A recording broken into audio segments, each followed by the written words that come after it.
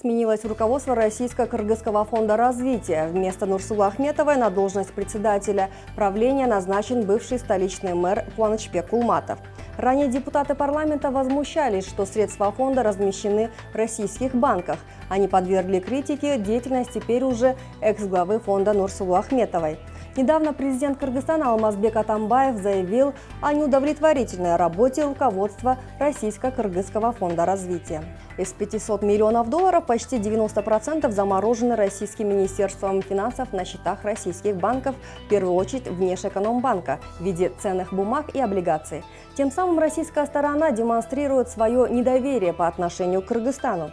Некоторые аналитики полагают, что в Бишкеке это вызвало замешательство и связывают недавний визит президента Кыргызстана в Москву со средствами Российско-Кыргызского фонда. Есть и те, кто сомневается, а будут ли вливаться обещанные денежные средства в экономику Кыргызстана.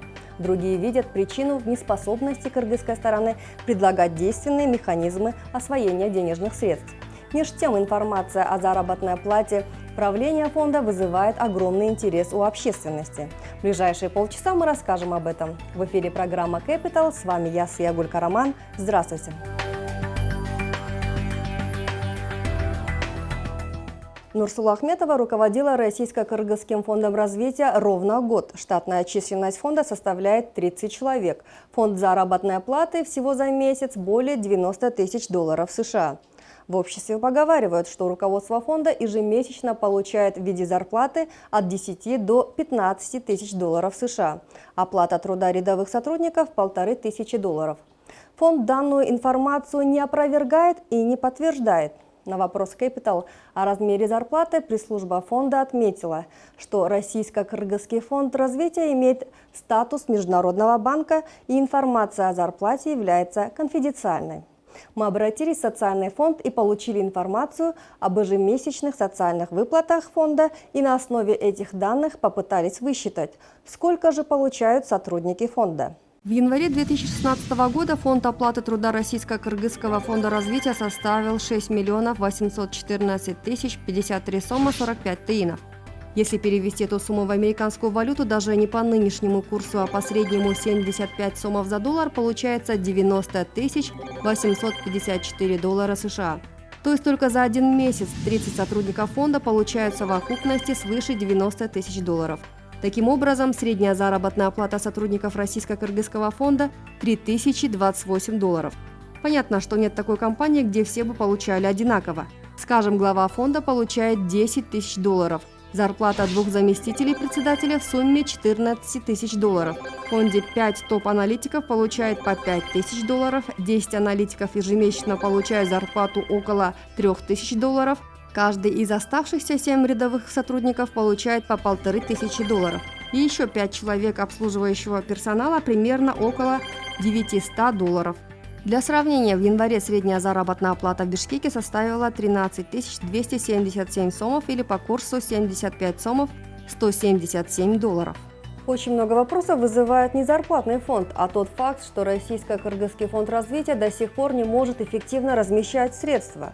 Капитал Российско-Кыргызского фонда развития на данный момент определен в размере 350 миллионов долларов. По словам теперь уже бывшего руководителя фонда, к июню 2016 года уставной капитал должен составить $500 миллиарда долларов, а к концу года уже и миллиард. Хотя даже 500 миллионов долларов – это почти 8,5% от ВВП страны. К примеру, активы, которые находятся в управлении крупнейшего российского фонда прямых инвестиций Baring Vostok Capital Partners, составляют $3 миллиарда долларов, а ВВП России в прошлом году превысил $1 триллион. И даже при том, что ВВП России в долларовом выражении упал на 40%, доля Baring Vostok Capital Partners в ВВП страны не достигает и половины 1%. На примере российского инвестфонда нетрудно заметить, что Российско-Кыргызский фонд развития владеет огромным капиталом для маленькой экономики Кыргызстана. Инвестиционный фонд – это деньги, которые предоставляют инвесторы профессиональной команде управленцев. В качестве инвестора могут выступать те, у кого есть свободный и несрочный капитал. К примеру, пенсионные фонды, накопления университетов, благотворительных фондов. А у управляющей компании должна быть безупречная история, благодаря которой инвестор доверяет свой капитал. Инвестиционные фонды работают в трех направлениях. Инвестируют в акции публичных компаний, которые обращаются на бирже. Инвестируют в облигации публичных компаний, также выставленные на фондовой бирже. Инвестируют в непубличные компании. В Кыргызстане все компании, кроме Центера Голд, не публичные. То есть, по сути, Российско-Кыргызский инвестиционный фонд не может быть инвестфондом, так как нет рынка. Остается место только для фондов прямых инвестиций. Фонд прямых инвестиций инвестирует в капитал, то есть выбирает себе одну или несколько компаний и заходит в их долю со своим капиталом. Фонд может вложить в лучшие компании, проблемные компании или объединить несколько мелких компаний, которые работают в одном сегменте рынка, для того, чтобы создать крупного игрока. Но самое главное, фонд прямых инвестиций инвестирует не только деньги, но и прописывает стратегию компании, усиливает менеджмент, то есть по сути фонд взращивает компанию от точки А до точки Б, так как его интерес напрямую зависит от успешности выбранной компании. Скажем, компания N, у которой годовая выручка составляет 10 миллионов сомов, хочет увеличить продажи до 30 миллионов в течение 5-7 лет. Доля инвестора будет зависеть от стоимости компании на момент сделки и от объема инвестиций, которые инвестор решит вложить. Если в течение 7 лет годовая выручка дорастет до 30 миллионов сомов, то стоимость компании утраивается. Значит, и финансовая выгода инвестора увеличивается при выходе из компании путем продажи своей доли. Главное отличие фонда прямых инвестиций от банка – ФПИ не дает деньги в долг и не зарабатывает на процентах, как банк. Он зарабатывает на успешности компании. Фонд прямых инвестиций помогает компании расти, работая с ней рука об руку. У Российско-Кыргызского фонда, как и у инвестиционного фонда, бессрочный капитал, то есть нет обязательств перед кредиторами. Например, комбанки финансируют за счет денег, которые также берут в долг, поэтому банки могут лишь кредитовать. Не могут рисковать и инвестировать в капитал компании, так как у них срочные деньги и обязательства перед своими кредиторами. Российско-Кыргызский фонд развития, имея бессрочный капитал, действует по сути так же, как и коммерческие банки, то есть кредитует. Хотя мог бы воспользоваться своим конкурентным преимуществом – инвестировать в капитал компании. Как раз в этом и нуждается кыргызский бизнес. Магазин удобен для обычного покупателя тем, что вот, допустим, он приходит в магазин, он может потрогать, посмотреть, пощупать, со всех сторон обглядеть товар. Допустим, то, что ему нравится, он спросит у консультанта.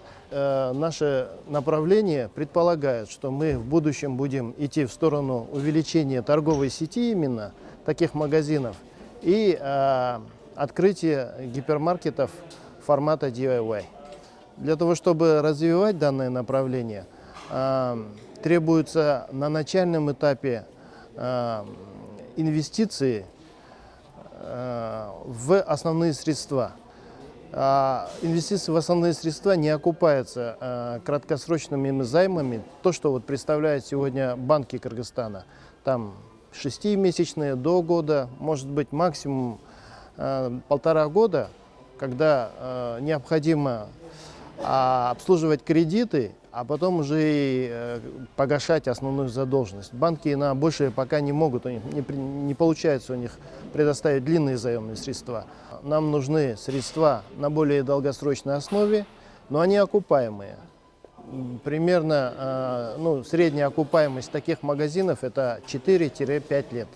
Мы уже обращались в Кыргызско-Российский фонд. Пока получили отказ, потому что рассматривает производство Кыргызско-Российский фонд. И так как мы являемся торговым предприятием, нас пока сказали отодвинули на второй план.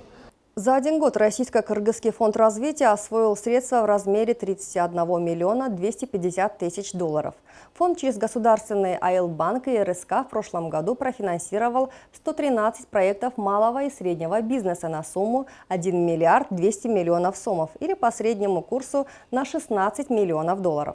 В этом году на финансирование малого и среднего бизнеса через АИЛ-банк, РСК и коммерческий банк KICB выделено 1 миллиард 50 миллионов сомов или по среднему курсу 15 миллионов долларов. Кроме того, было заявлено, что созданной недавно государственной ипотечной компанией будет выделено 100 миллионов долларов. При этом изначальный уставной капитал планировался в размере 10 миллионов долларов. На данный момент Российско-Кыргызский фонд развития часть своего капитала размещает в государственных и коммерческих банках, чтобы они на льготных условиях кредитовали малый и средний бизнес. Также создано агентство ипотечного кредитования. Первоначальный взнос рассматривается в сумме 10 миллионов долларов. На оставшиеся деньги, а это около 460 миллионов долларов, фонд собирается кредитовать напрямую. Фонд рассматривает заявки от успешных компаний, которые должны присутствовать на рынке более 3 лет. Сумма проекта должна быть от 3 миллионов до 25 миллионов долларов. При этом собственник проекта должен внести собственный вклад в размере не менее 15% от общей суммы проекта. Но чтобы освоить инвестиции в 3 миллиона, годовой оборот компании должен быть не менее 10 миллионов долларов. Даже если считать, что в среднем фонд будет финансировать по 5 миллионов долларов, то чтобы разместить 460 миллионов долларов, фонд должен выдать 92 кредита. А чтобы выдать столько кредитов, придется рассмотреть как минимум 1840 заявок, то есть 1 к 20. Возникает вопрос, а есть ли в Кыргызстане столько компаний с оборотом как минимум 10 миллионов долларов? У нас нет открытых данных, по разной информации всего 30-50. Российско-Кыргызский фонд развития может стать фондом для других фондов, оставив себе 100 миллионов долларов, чтобы инвестировать в крупные компании, а их у нас не так уж много. Остальной капитал он размещает в различные инструменты, и в те, что уже действуют, и в новые механизмы финансирования. Например, профинансировать агентство ипотечного кредитования на 50 миллионов долларов. Столько же можно разместить в государственных и коммерческих банках, чтобы они могли кредитовать как можно больше малых и средних предприятий на льготных условиях. Можно создать институт поддержки малого и среднего бизнеса, который будет инвестировать в капитал до 1 миллиона долларов. Таким образом, для МСБ кредиты дают небольшой рост, а инвестиции в капитал превращают малый в средний, а средние компании в большое предприятие. Чтобы малые и средние компании работали более эффективно, нужно создавать промышленные зоны. У кыргызского бизнеса нет свободных денег, чтобы своими силами построить промзоны. И здесь можно использовать возможности Российско-Кыргызского фонда развития. Для этого создается инфраструктурный фонд. Одним из его возможных проектов могут стать промзоны. Место, где предприятия малого и среднего бизнеса объединятся для того, чтобы производить товары на экспорт. С другой стороны, создается агентство по продвижению экспорта, которое выстроит столь необходимый мост между кыргызскими производителями и зарубежными рынками, в том числе и рынком стран ЕАЭС. О том, насколько эффективным показал себя Российско-Кыргызский фонд развития за время своего существования и его возможностях, моя коллега Айсулу Тикимбаева поговорила с финансистом и председателем бизнес-ассоциации ДЖИА Умбриелем Тимиралеевым. Что из себя сегодня представляет Российско-Кыргызский фонд развития? По сути, те функции, которые мы наблюдаем, которые выполняет фонд на протяжении года, это функции какого-то кредитного учреждения, финансово-кредитного учреждения. То есть, по сути, тот же самый банк, который просто выдает кредиты по более льготной цене. Кыргызско-российский фонд за 1,5 года так и не смог найти свое место. То есть он не стал ни инвестиционным фондом, а в то же время не стал банком развития. В Кыргызстане у нас есть только 2 источника финансирования, от которых мы хорошо знаем. Это обычные коммерческие банки или банки развития, такие как IFC или Европейский банк развития. Но Кыргызско-российский фонд, у которого на самом деле был мандат для возрождения экономики Кыргызстана, для развития малого и среднего бизнеса, также инфраструктурных проектов, так и не смог найти свое место, потому что он решил встать где-то между коммерческими банками и банками развития. Другими словами, имея капитал, практически бессрочный, бесплатный, он решил конкурировать с коммерческими банками или банками развития, у которых мандат именно на кредитование, а не инвестирование в капитал. Потому что если мы посмотрим на EBRD или IFC, все их средства, которые они вкладывают в нашу экономику, они имеют кредитный характер. Другими словами, они взяли в долг и размещают в долг. А Кыргызско-российский фонд, имея деньги бессрочного характера, полученные от Российской Федерации, тем не менее пытается размещать деньги также кредитным образом, вместо того, чтобы инвестировать в капитал. А инвестиции в капитал на данный момент это самое нужное для как частного бизнеса, так и для инфраструктурных проектов Кыргызстана. Но у нас вообще, по-моему, никто не предлагает инвестирование в капитал, кроме каких-то частных инвесторов, все остальные предлагают только кредиты. Как такового институционального инвестора в Кыргызстане нет. Это наша самая большая беда. Потому что для того, чтобы компания начала развиваться, она может развиваться до определенного уровня вливанием из собственных денег. То есть у родителей взяли, у друзей взяли, родственников взяли. Да, компания начала как-то развиваться, до определенного уровня дошла. Потом заложила свою недвижимость, взяла деньги у коммерческого банка в кредит, и все, на этом уже рост заканчивается. Для того, чтобы эта компания могла вырасти 1 или 2 или 3 раза больше, даже если будет очень большой спрос со стороны ее потребителей, там, клиентов, этой компании нужны обязательно инвестиции в капитал, потому что только инвестиции в капитал позволяют компании купить оборудование, купить, например, землю, построить определенные производственные площади или в случае сельского хозяйства уже начать обработку очень больших площадей. Все это невозможно сделать за кредитные деньги, потому что... Это же от размера кредита зависит. Потому что у кредита есть два плохих свойства, не присущих капиталу. Во-первых, это процентные ставки, то есть независимо от того, как компания работает, она должна обязательно выплачивать процентные ставки. Во-вторых, любой кредит по своей сущности является срочным. В нашей практике кыргызские коммерческие банки выдают деньги в среднем на 3 года, а банки развития в среднем дают на 5 лет. Даже если российско-кыргызский фонд решит вдруг стать также банком и будет выдавать на 5 или 6 лет, все равно он не сможет предоставить финансирование, где какому-либо бизнесу нужны деньги, скажем, на 7 или 8 лет. То есть, другими словами, для того, чтобы небольшие компании, малый бизнес превратился в средний, а средний превратился в большой, обязательно нужны длинные деньги, которые не ограничиваются не только 5 годами, а, возможно, и 10 или 15 годами. А во-вторых, видите, когда инвестор вкладывает в капитал, то его интересы инвестора, а также интересы реципиента средств, они выравниваются, потому что инвестор может заработать только в том случае, если увеличивается чистая прибыль, выручка, операционная прибыль или рыночное присутствие компании. Иначе инвестор никогда не заработает денег. А когда эта компания имеет дело с банкиром, то банкиру, если можно использовать это слово, фиолетово, что будет с этой компанией, пока она выплачивает процентные выплаты и обслуживает долг, потому что в случае чего банкир может просто пойти и реализовать залог, а у инвестора такого залога нет.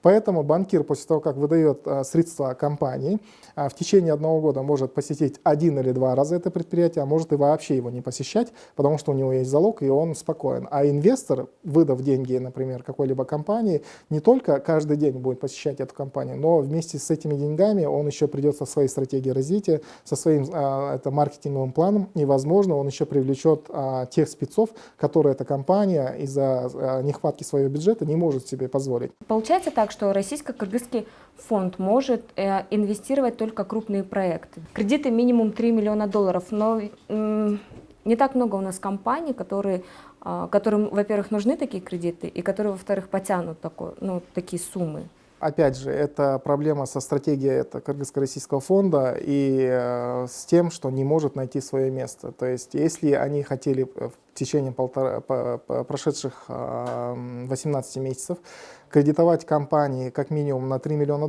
это означает, что у компании оборот должен быть хотя бы $10 миллионов. Да? Но где мы видели кыргызстанские компании, которые имеют оборот $10 миллионов? Возможно, там, не знаю, 20 или 30 компаний таких наберутся, но все, на этом уже закончится все. Потому что структура ВВП предполагает, что за вычетом горно-рудной добычи примерно 60 или 70% ВВП состоит из вклада среднего и малого бизнеса. То есть это торговые предприятия, это перерабатывающие предприятия, это сельскохозяйственный сектор, это животноводчество, это текстильная отрасль и так далее. Но средний и малый бизнес предполагает, что компания, мы делали определенные исследования среди наших 500 членов, и в итоге пришли к выводу, что средняя компания не сможет абсорбировать больше, чем $1 миллион. Скорее всего, одной компании понадобится не более $500 тысяч, потому что речь идет о небольшой компании, которую нужно поставить еще одну дополнительную линию переработки или там какой-то холодильник или сушильную камеру, и, возможно, взять что-то еще под аренду и немного увеличить свой оборотный капитал. Другими словами, больше, чем если $1 миллион одна компания не сможет переварить, то можно представить, что российско-кыргызскому фонду нужно найти 500 таких заемщиков, а чтобы 500 таких заемщиков найти, надо, наверное, пересмотреть 30 компаний на одно место. Другими словами, 30 мы можем смело умножать на 500, и выходит огромная цифра, 15 тысяч компаний, которые нужно перелопатить. А имея в штате там 20, 30 или 50 человек, это сделать невозможно. Поэтому стратегия фонда изначально была ошибочной, и она до сих пор остается ошибочной. Даже если они сейчас начнут снижать порог инвестирования на одну компанию до $1 миллиона. Другими словами, им надо либо набрать 200 человек, которые будут перелопачивать каждую индивидуальную компанию, либо им нужно стать фондами фондов, так же как казахстанский Казана пошел, или как малазийский Казанах Бернард пошел, или как российский фонд прямых инвестиций, который становится фондом фондов.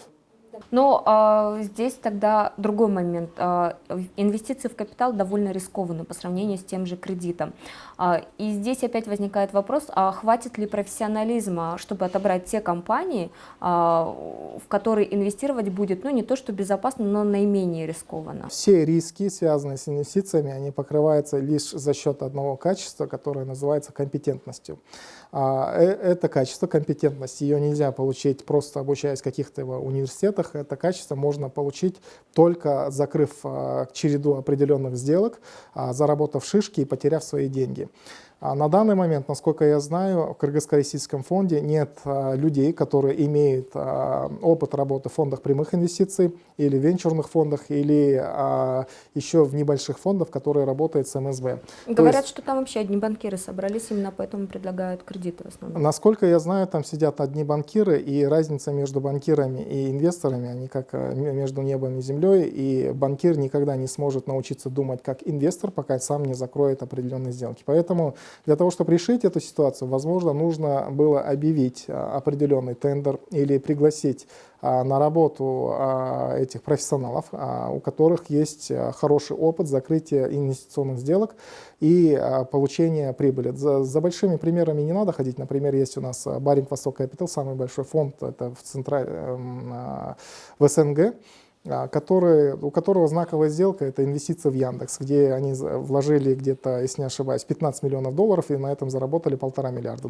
Или очень хорошая следующая их инвестиция – это Боржоми, Европлан, Евроцемент. То есть есть на просторах СНГ компании и команды, которые инвестировали определенные средства и в течение 5 или 6 лет как минимум утраивали или даже увеличивали объем отдачи до 4 или 5 раз и возвращали обратно инвесторам эти средства. Последний вопрос. Поговаривают, что президент уже дал указание новому главе фонда о том, чтобы быстрее искали проекты, куда можно разместить финансы Российско-Кыргызского фонда. Не кажется ли вам, что это говорит о том, что довольно серьезное опасение некоторых, что деньги все-таки могут не поступить в том объеме, в котором были заявлены изначально? 1,5 месяца назад мы открыто говорили, что есть очень большие опасения того, что из $300 миллионов 275 миллионов, которые сейчас лежат на счетах госбанков Российской Федерации, они могут просто нам не поступить. И мы отлично понимаем российскую сторону, потому что за 1,5 года, к сожалению, текущая команда не смогла предложить конкретные механизмы или четкие проекты, на которые эти средства понадобились бы. И на данный момент, если сейчас те инициативы, которые мы предлагаем, например, это открытие института МСБ или там инфраструктурного фонда, не будут воплощены в жизнь, то не будет механизма или повода для того, чтобы вытащить деньги из Российской Федерации. А мы понимаем, что сейчас, например, Россия начала вывод своих войск из Сирии. До этого это прекратило финансирование ГЭС. Другими словами, очевидно, что там есть очень большая нехватка в средствах. Поэтому в любой момент российская сторона может либо отложить, либо полностью отказать нам о дальнейшем финансировании, найдя очередную причину. И это будет вполне оправданно, потому что у любой страны есть национальные интересы, а национальные интересы Российской Федерации на данный момент – это сберегать каждый рубль и доллар. Кыргызские бизнесмены открывают для себя миллиардный рынок Китая. Если ранее мы лишь завозили оттуда товары, теперь открываются пути для экспорта готовой продукции. Компания Куликовский с апреля этого года готовится отправить первые сладости. Кроме того, другие производители продуктов питания пытаются обеспечить Поднебесную экологически чистым продовольствием. Особенности китайского рынка и возможности кыргызского бизнеса в нашем материале. В основном в Кыргызстан завозятся товары из Китая. Ежегодно импорт составляет 916 миллионов долларов, превышая экспорт в 33 раза. Кыргызстан вывозит в Китай товаров на 28 миллионов долларов. Это преимущественно металл и кожа, которые вывозятся в качестве сырья. Одно время компания Шуро пыталась открыть в Китае производство напитков и продавать Максим, но этот проект не был реализован. С прошлого года компания Аю поставляет напиток Тан и минеральную воду Артезиан в провинцию Синьцзянь. Как отмечают руководители компании, зайти на рынок Китая нелегко, им потребовалось несколько месяцев. Чтобы отправлять в Китай этот товар, надо сперва пройти внутренние процедуры здесь. Сертификация, качество сертификация, разные там у нас есть госсанэпстанция, там фитосанитарная сертификация. Потом после этого мы отправляем в Китай это сертификаты, они требуют некоторые образцы, мы отправляем образцы, после этого они дают разрешение. Консалтинговые компании рекомендуют поставлять на рынок Китая продукты питания. Лишь экологически чистая продукция может конкурировать на внутреннем рынке большого соседа. И если мы говорить будем о Китае, то это, естественно, говорим мы об объемах товара, который требует Китай. Мы не можем, допустим, ограничиться 1 или 10 тоннами. Там идет речь от 100 тонн и выше. То есть здесь большой регион. Взять один же Урумчи, там больше 3 миллионов людей проживает. Если мы туда будем поставлять, допустим, те же наши органические продукты, как, скажем, огурец или же, там, допустим, яблоки и помидоры, то это нужно говорить о больших объемах. Китай очень требователен к продуктам питания, поступающим извне, хоть и сам поставляет всему миру геномодифицированную, выращенную на химикатах продукцию. В основном экологически чистое продовольствие в страну поступает из Европы самолетами, соответственно, и цены на них высокие. Если брать вопрос качества, то, чтобы делать продукцию из натуральных ингредиентов, то такая продукция в Китае производится крайне мало. Она вся завозится из Европы самолетами.